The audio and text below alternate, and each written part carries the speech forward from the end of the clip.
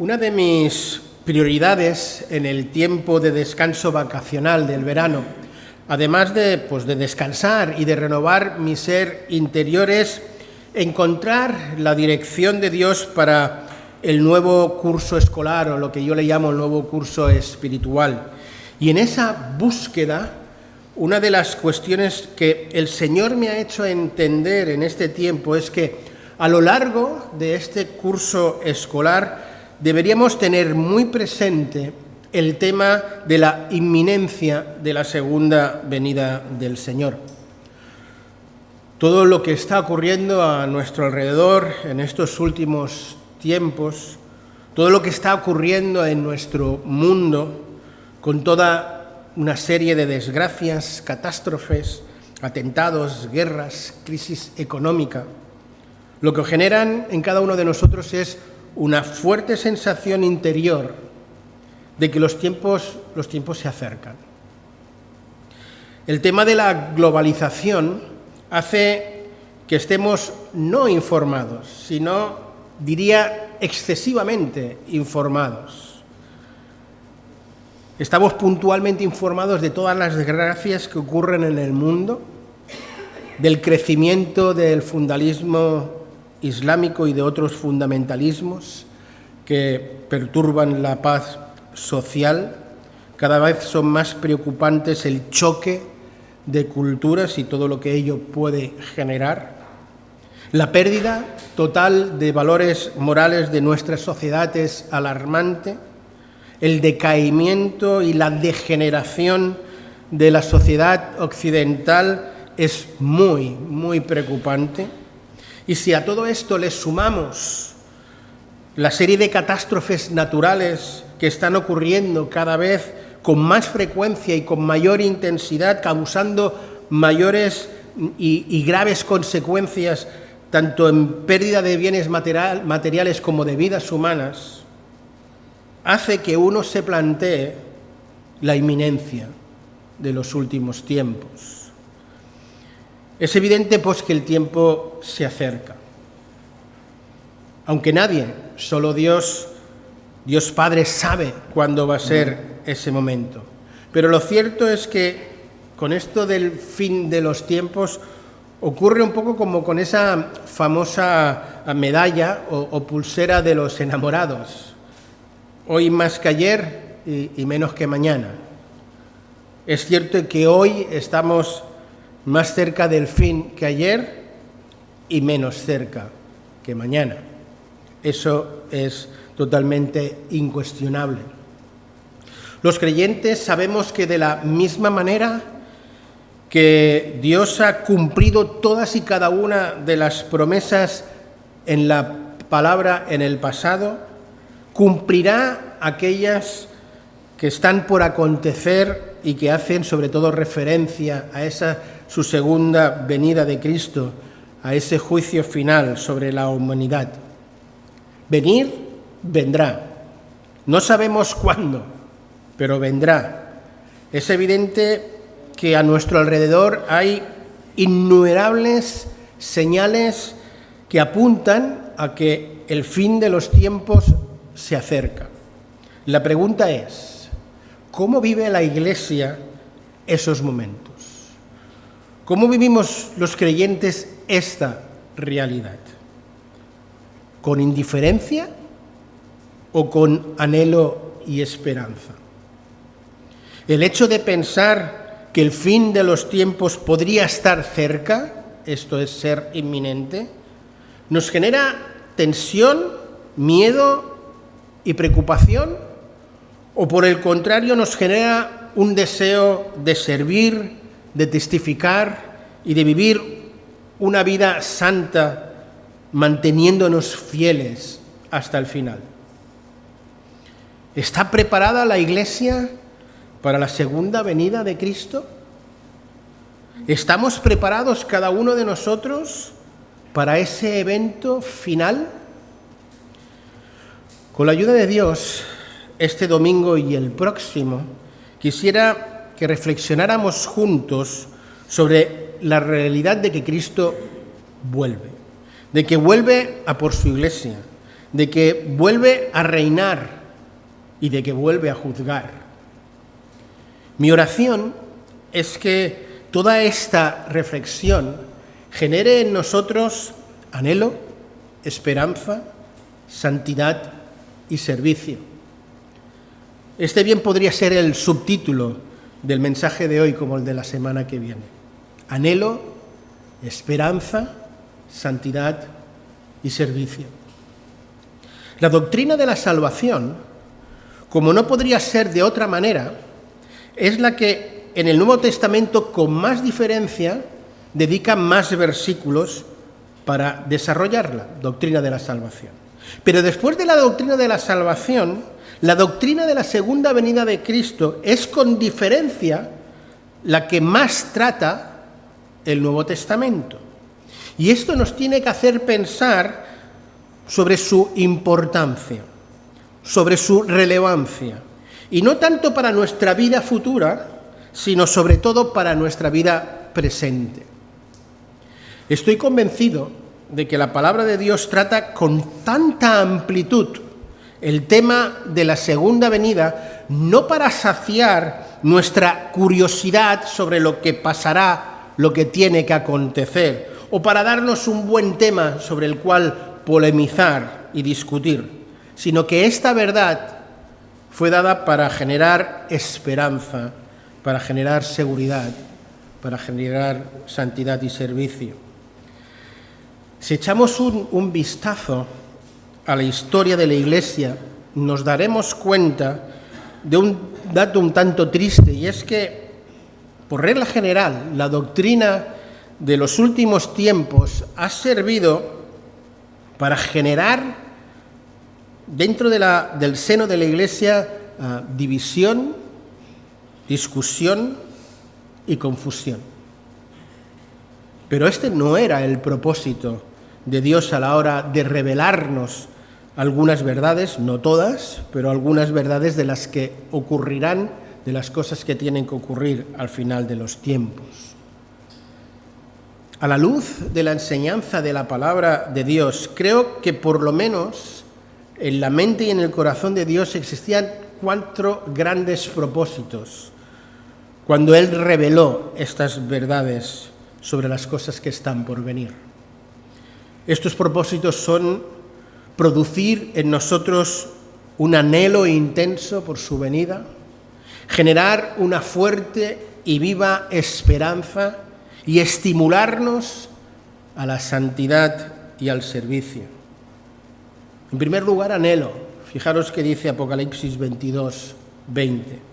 El que da testimonio de estas cosas dice: ciertamente vengo en breve. Amén. Sí, ven, ven, Señor Jesús. En segundo lugar, esperanza. Santiago 5, 8. Con el que iniciaba el culto.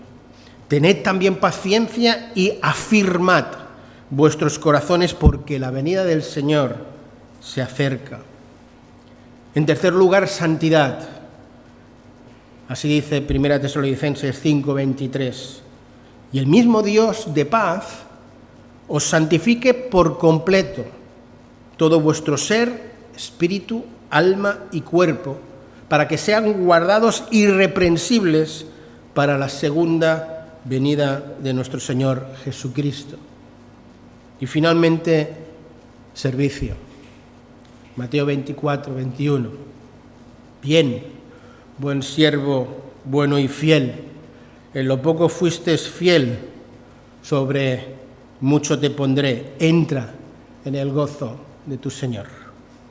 Anhelo, esperanza, santidad y servicio. Quiera Dios que la predicación de la palabra en cuanto a estos últimos tiempos genere en nosotros aquello para lo cual realmente fue dada. Un anhelo intenso de que el Señor vuelva pronto, Maranata. Una esperanza viva y fuerte que genere en cada uno de nosotros paciencia, firmeza y perseverancia, y un deseo intenso de que santifique Dios nuestras vidas por completo y que nos motive a un verdadero compromiso para el servicio. Aunque, como he dicho al principio, la doctrina de la segunda venida es de suma importancia para la vida cristiana, lo cierto es que se habla poco o no lo suficiente de ella desde los púlpitos. Pero tengo la convicción de que aún se habla menos de una verdad relacionada con ella y que nos afecta directamente a los creyentes, y es que cuando Cristo vuelva, todos y cada uno de nosotros, los creyentes, vamos a pasar por el juicio de Dios, por el tribunal de Cristo. Así dice 2 Corintios 5:10, que es nuestro texto principal en esta semana. Porque es necesario, dice ahí la Escritura, que todos nosotros compadezcamos ante el tribunal de Cristo, para que cada uno reciba lo que ha hecho mientras estaba en el cuerpo, sea bueno o sea malo.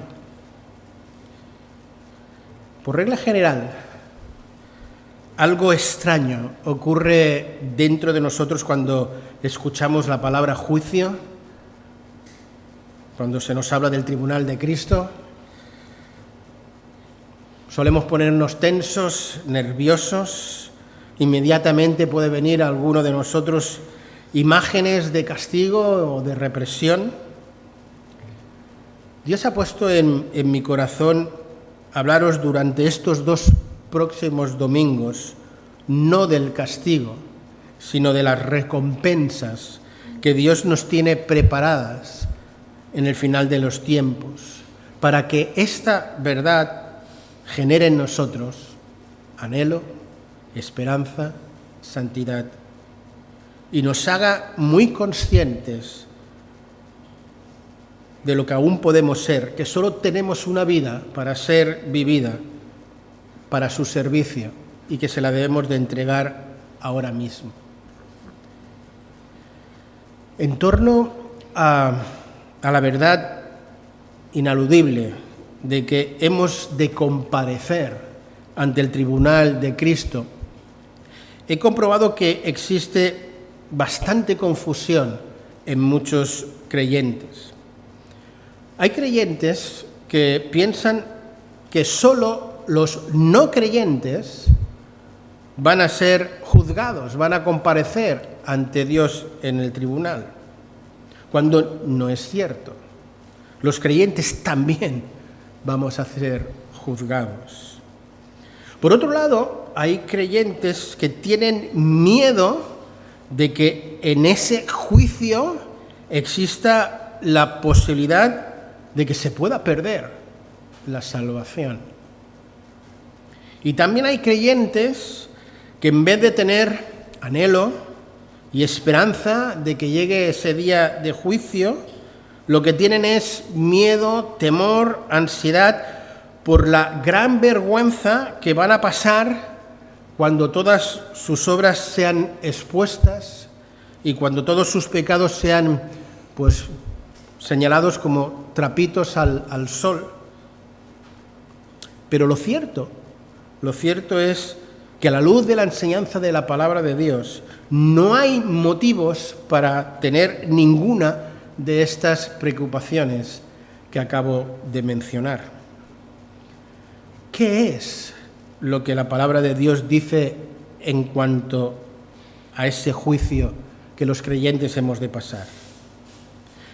Para ver lo que dice y ver las lecciones importantes, nos vamos a centrar en 2 pasajes. En 1 Corintios 3, que será el pasaje principal de la semana que viene, del 10 o del 11 al 15, y 2 Corintios 5 y 10. Leo los 2 pasajes para tenerlos en cuenta.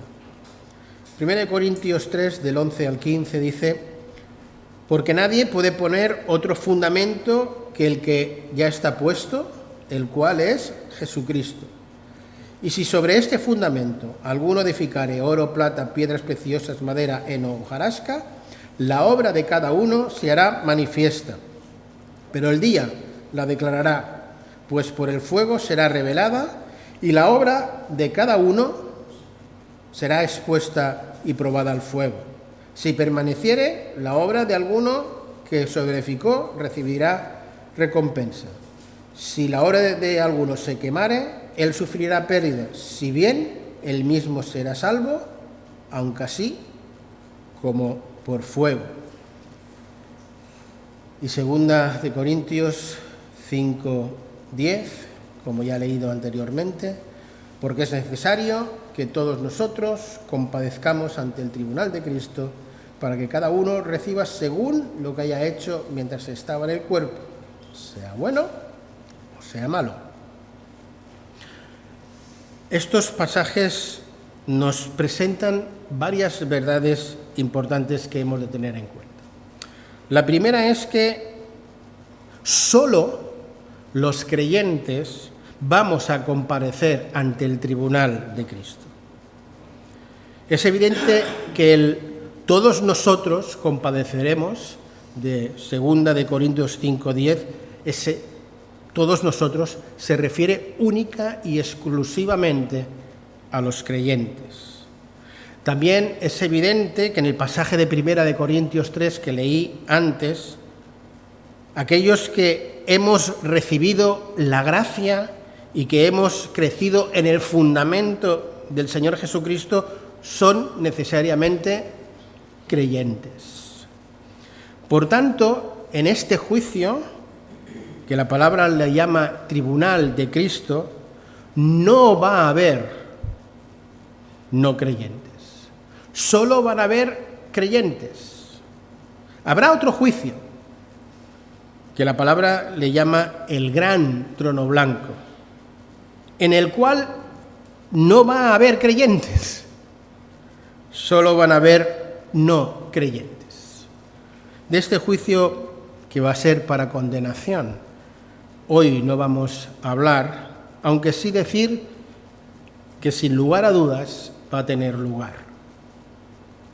La segunda verdad que se desprende de estos textos es que el tribunal de Cristo no es un juicio para castigar, sino para premiar. Esta verdad la empezamos a apreciar cuando consideramos con detenimiento el significado de la palabra griega que Pablo utiliza para tribunal. Pues es una palabra que nada tiene que ver con los juicios con los que nosotros estamos acostumbrados. Pablo, para hablar de tribunal, utiliza la palabra griega bema, la cual indica la posición elevada que tiene el que juzga. El bema, concretamente era la plataforma de piedra que había en los estadios griegos donde se subía el juez para conceder los premios, para premiar a los atletas ganadores.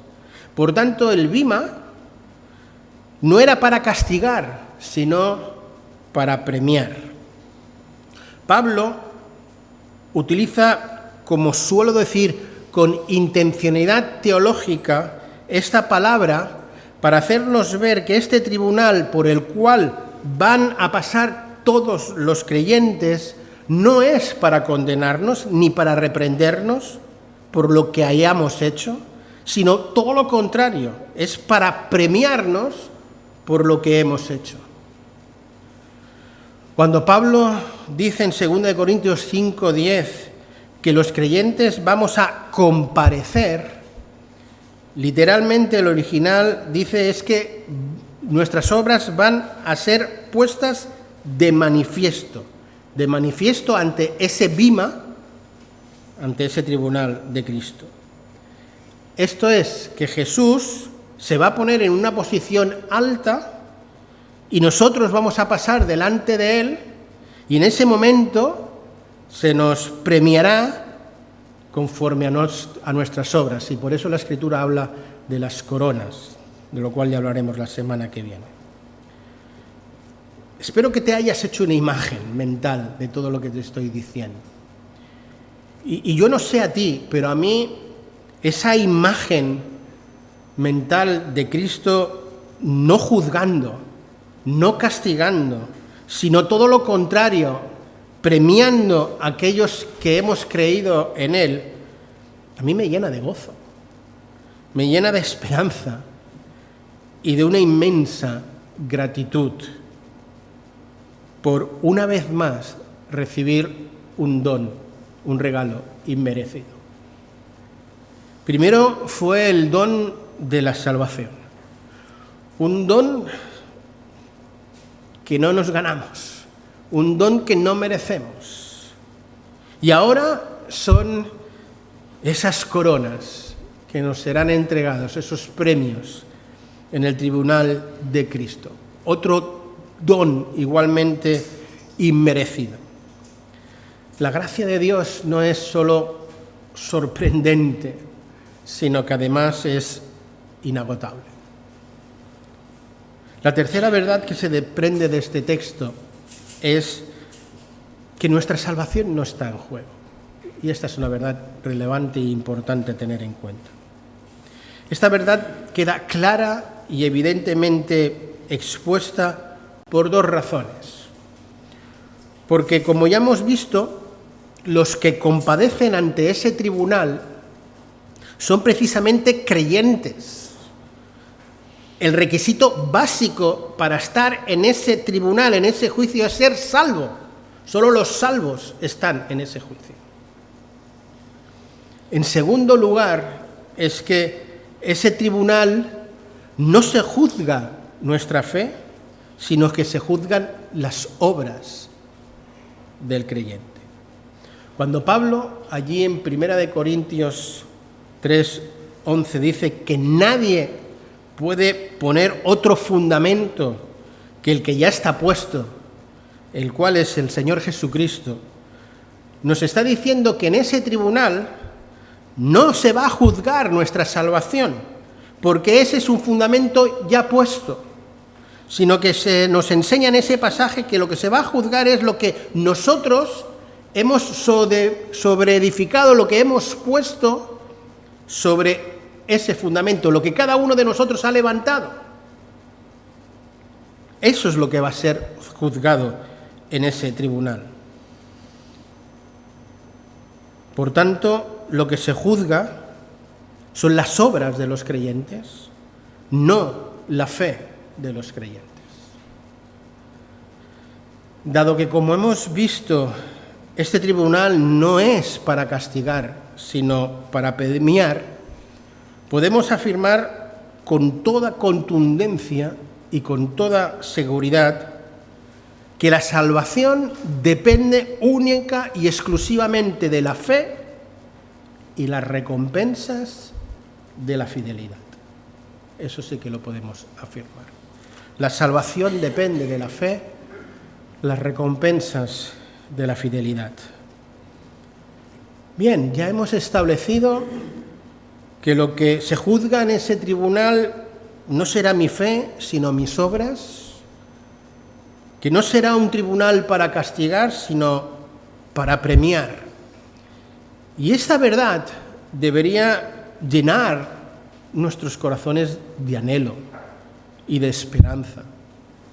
Es por ello que al considerar esta verdad con detenimiento, dentro de nosotros creo que se debería generar toda una serie de sanas emociones y también de sanas decisiones de acción.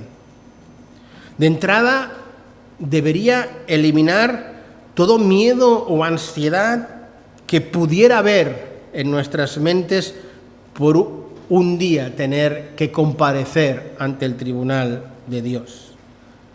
Más que temor, lo que debería generar en nosotros es un deseo ardiente y ferviente de un día por fin estar cara a cara a Dios para que el Señor nos premie. Por otro lado, esta verdad también debería de llenarnos de gozo, de esperanza, sabiendo que lo que nos espera al final de esta vida no son problemas, no son dificultades, si lo que nos espera es ese Dios amante, con los brazos abiertos, para darnos un abrazo y para darnos nuestros premios. Pero toda esta reflexión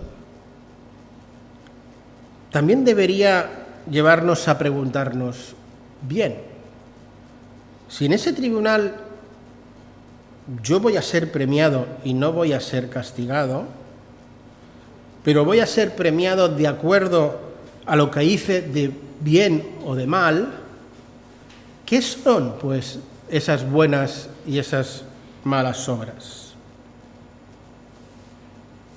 Podríamos dar una larga lista de textos que nos muestran que las buenas obras son todas aquellas que tienen que ver con el estilo de vida caracterizado por el amor, el servicio, la entrega y la santidad. Todo que tiene que ver con esto en el Nuevo Testamento es calificado como buenas obras.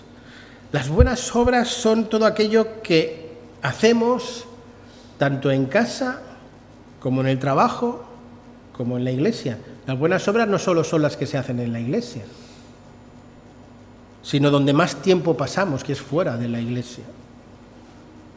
Y la cuestión es si todo eso lo hacemos para el Señor. Pablo dice en 1 Corintios 10:31, cualquier cosa que hagáis, hacedlo todo para la gloria de Dios. No hay obra demasiado pequeña que no sea considerada por Dios como una buena obra. Muchos piensan equivocadamente que las buenas obras solo son aquellas que se realizan en la iglesia, aquellas obras grandes, proezas realizadas para el Señor. Pero el Señor Jesús dejó bien claro que no hay nada demasiado pequeño que no pueda ser considerado como buena obra, cuando dijo, cualquiera de vosotros que dé de beber, aunque solo sea un vaso de agua, a uno de estos pequeños, de cierto os digo que no quedará sin recompensa. La buena obra es todo aquello que es un acto de amor hacia Dios y hacia el prójimo. Es por ello que podemos decir que todo aquello que un creyente hace para Jesús, para la extensión de su reino, para su gloria, por más pequeño o grande que sea, es una buena obra que no quedará sin recompensa. Nuestra motivación al servir, al llevar a cabo esas buenas obras, no es ni nunca debería ser recibir recompensa. Nuestra motivación debe ser el amor y el deseo intenso de agradar a Dios y de hacer su voluntad. Pero aunque nuestra motivación no sea la de recibir recompensa, lo cierto es que la recibiremos, porque nuestro Dios amoroso y justo así ha decidido hacerlo en ese tribunal de Cristo. Las malas obras. ¿Qué son las malas obras? Jesús en Mateo capítulo 6 nos enseña que las malas obras, además de ser aquellas que evidentemente van en contra de la voluntad de Dios, son aquellas obras que podemos calificar como buenas, pero realizadas con motivaciones erróneas, buscando la gloria personal y no la de Dios. Pablo, en Colosenses, carta que estamos estudiando en culto de oración, en capítulo 3 y versículo 23 dice que no podemos obrar de cualquier forma, sino con el corazón, como para el Señor y no para los hombres. Por ejemplo, si yo hago un montón de buenas obras, pero solo los hago con la motivación de ser visto, de ser reconocido, de ser alabado, por muy buenas obras que hayan sido y por mucho bien que puedan haber hecho a los demás, a mí, en el juicio final, no me van a contar como una buena obra, sino que se quemará en ese fuego. La buena obra no dejará de ser beneficiosa para el que la recibió, pero aquel que la realiza con motivos no correctos no va a recibir recompensa. Lo que importa, por tanto, no es tanto el número o la calidad de las buenas obras, sobre todo es la calidad de estas. La calidad viene condicionada por la motivación. Si la motivación es agradar a Dios, es glorificar a Dios, es hacer la voluntad de Dios, es servir a los demás, como dice el texto de 1 Corintios 3, resistirá la prueba del fuego. Pero por el contrario, si esas obras buenas que bendijeron a otros, pero que fueron realizadas por nosotros con motivaciones no correctas, no puras, como dice el mismo texto de 1 Corintios 3, será consumida por el fuego. Algo importante que no quisiera dejar de mencionar y destacar es que todas las obras malas que hayamos podido cometer no tienen por qué ser llevadas y traídas a ese día de juicio, a ese tribunal de Cristo. Solo van a ser traídas aquellas que no hayan sido confesadas a Dios. La enseñanza bíblica es clara al respecto. Si confesamos nuestros pecados, Él es fiel y justo para perdonarnos y limpiarnos de toda maldad. Es por ello que no hay ninguna base para tener miedo de pasar una gran vergüenza ante el tribunal, porque no toda nuestra historia, no todos nuestros hechos pecaminosos van a ser expuestos ni a la luz del Señor ni a la luz de nadie, porque todo aquello que está confesado está perdonado y está olvidado por Dios. Por ello, lo importante es estar a cuentas con Dios, tener cuentas cortas con Dios, haber confesado diariamente nuestras caídas, nuestros pecados delante de Dios. La semana que viene, en la voluntad del Señor, consideraremos cuál será la sentencia de ese tribunal de Cristo.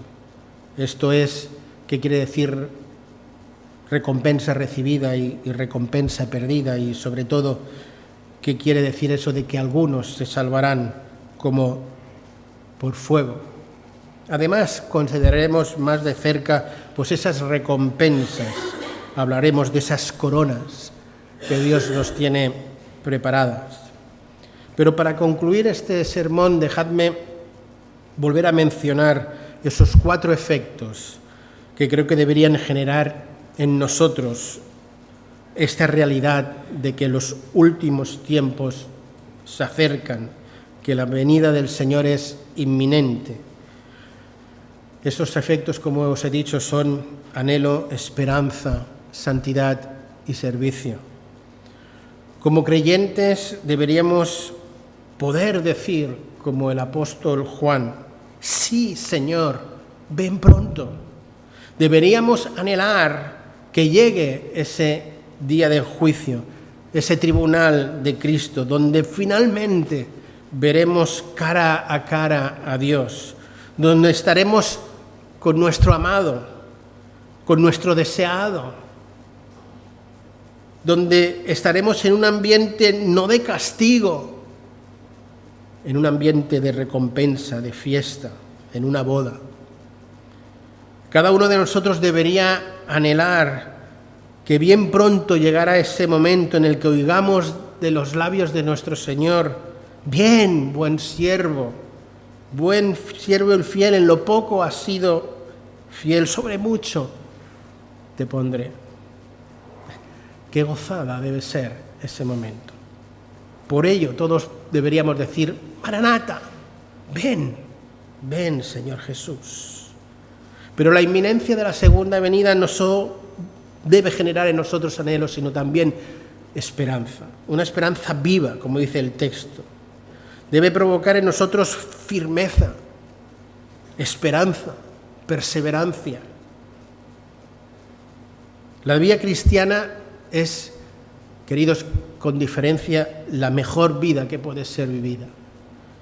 Pero todos sabemos que la vida cristiana no está exenta de sufrimiento, que hay que pagar un precio alto por seguir a Cristo. Y más en esta sociedad, vivir conforme a la voluntad de Dios no es nada fácil. Pero el saber que llegará un día en el que compareceremos delante de Cristo para ser recompensados por nuestra perseverancia, por nuestra paciencia, por nuestra firmeza, nos debe de generar seguridad, consuelo y esperanza, y afirmar nuestros corazones.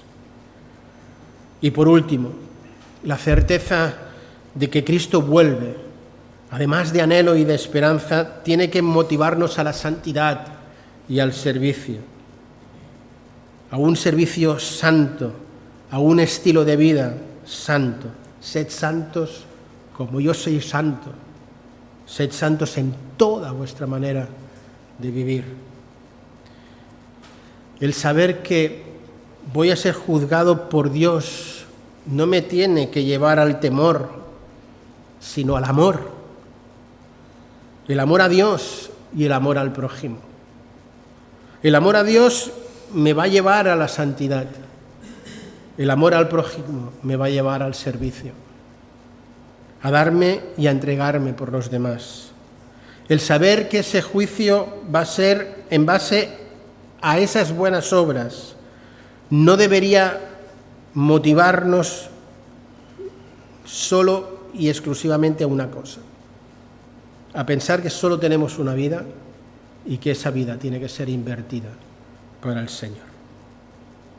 Por tanto, la respuesta al mensaje de la palabra, a la verdad considerada esta mañana por nosotros, es que deberíamos tomar esa decisión consciente de ofrecerle nuestra vida a Dios. Estamos a punto, como digo, de iniciar ese nuevo curso escolar, ese nuevo curso espiritual. Y ese curso espiritual no se lleva solo dentro de nuestras paredes, sino especialmente fuera. Y por tanto, el reto, la respuesta a la palabra en esta mañana es tomar esa decisión consciente de servir en santidad allí donde estemos, en casa, en el trabajo, en la escuela, entre los vecinos, entre los amigos, entre los familiares. Y cómo no, servir santamente en la iglesia, involucrarse en los ministerios, poner a disposición de Dios y de la iglesia los dones que Él nos ha dado, tanto por amor a Dios como por amor al prójimo. Es cierto que hay muchas señales a nuestro alrededor que apuntan que los últimos tiempos se acercan. Pero esta realidad, aquellos que somos creyentes, lejos de inquietarnos, de preocuparnos, de ansiedad, de darnos ansiedad, debería provocar que nuestros corazones ardan en deseo y anhelo de que Él vuelva, en esperanza por ese regreso del Señor, y nos debe motivar a vidas santas y de servicio. Amén. Amén. Que el Señor pues bendiga su palabra en nuestros corazones. Que así sea.